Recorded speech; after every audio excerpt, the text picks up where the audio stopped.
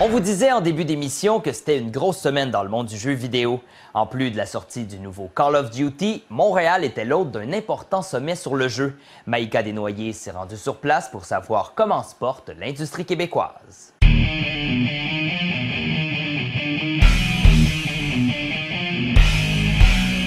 Le Sommet international du jeu de Montréal est un des plus grands rassemblements pour les gens de l'industrie. Le journal Techno a eu la chance de rencontrer certains des plus grands du milieu. Ubisoft est situé à Montréal depuis longtemps. Qu'est-ce qui fait que les compagnies veulent venir à Montréal?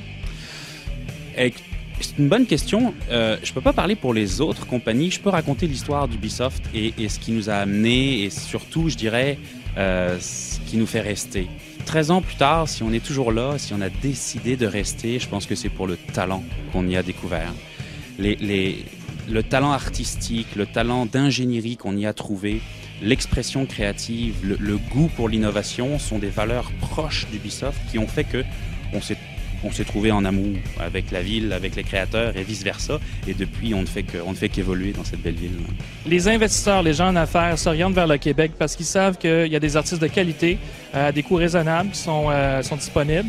Donc, c'est la raison pourquoi au Québec, on a plus en plus d'entreprises qui se pointent, surtout à Montréal en fait, à Québec depuis 4 ans et puis à Sherbrooke, on en a depuis 2 ans. Il y a beaucoup d'emplois en fait qui s'ouvrent à chaque année. Il y a beaucoup de nouveaux studios qui sont arrivés. Il y a les grands qu'on connaît, mais il y a des gens comme nous, Warner Brothers, comme d'autres, THQ, Funcom. On est les petits nouveaux qui viennent d'arriver et on crée de l'emploi puis il y a de la place un peu pour tous les jeunes. Donc, c'est très encourageant pour nos jeunes. Et puis, je suis justement ici au sommet pour pouvoir tisser des liens puis les aider justement à se placer. Les jeunes qui nous écoutent et puis qui jouent aux jeux vidéo dans leur salon, est-ce qu'ils peuvent se dire « un jour, je vais vivre du jeu vidéo ». Absolument. En fait, avant, on disait des clichés. Nos mères nous disaient « lâchez les jeux vidéo, vous allez rien faire avec ça ». Aujourd'hui, on comprend que c'est un métier qui est vraiment fantastique, qui a plein d'opportunités. C'est un marché qui ne cesse pas de grandir à chaque année. Et pour ça, il y a de l'opportunité. Donc, on peut être passionné de jeux vidéo et en faire une carrière. On dit que c'est des jobs cool, etc.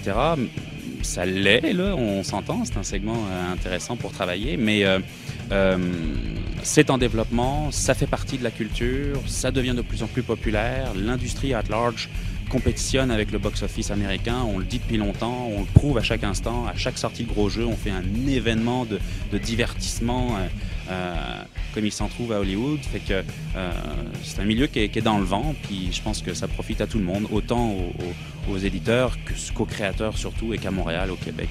La plupart des entreprises de jeux vidéo ne pensaient pas être affectées par la récession, mais on s'est tous trompés. Il y a eu des gens qui ont été virés des entreprises, tout ça. Donc, c'est des choses qui arrivent. Puis, par rapport aux écoles, il y a beaucoup d'écoles qui ont eu beaucoup de difficultés à placer leurs jeunes. Donc, les jeunes ne se plaçaient pas, les parents ne comprenaient rien. C'était tout un cafouillage. Donc, maintenant, cette année, qu'est-ce qu'on voit? C'est que les jeunes finissent par se placer. C'est très encourageant, puis les perspectives d'emploi ont augmenté. C'est quoi les bonnes qualifications pour s'en aller dans ces milieux-là? Les meilleures qualifications pour jouer dans le jeu vidéo, en fait, c'est d'être passionné du jeu, passionné du domaine que c'est, en fait, pour amener du plaisir aux gens qui ont besoin de s'amuser avec le jeu. C'est vraiment cette passion-là qu'on recherche.